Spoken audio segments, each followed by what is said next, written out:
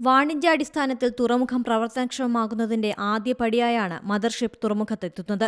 ഗുജറാത്തിലെ മുദ്ര തുറമുഖത്ത് നിന്ന് ചരക്കുകപ്പൽ വിഴിഞ്ഞത്തെത്തിക്കുന്നതിനുള്ള നടപടികളാണ് പൂർത്തിയായി വരുന്നത്. 12-ന് മദർഷിപ്പിനെ സ്വീകരിക്കാൻ വിപുലമായ പരിപാടിയാണ് സർക്കാർ ഒരുക്കുന്നത്. മുഖ്യമന്ത്രി പിണറായി വിജയൻ, കേന്ദ്രമന്ത്രി അടക്കം നിരവധി പേർ മദർഷിപ്പിനെ സ്വീകരിക്കാൻ വിഴിഞ്ഞത്തെത്തും. ഇതിനായുള്ള ക്രമീകരണങ്ങൾ പൂർത്തിയായി. ചരക്കുനീക്കത്തിന്റെ തുടക്കത്തിൽ മദർഷിപ്പിൽ നിന്ന് ചെറിയ കണ്ടെയ്നർ ഷിപ്പുകളിലേക്ക് മാറ്റി ചരക്ക് തുറമുഖത്തെത്തിക്കാനാണ് പദ്ധതി. തിരിച്ചും സമാനമായ നിലയിൽ ചരക്കുനീക്കം നടത്താനാണ് തീരുമാനിച്ചിരിക്കുന്നത്.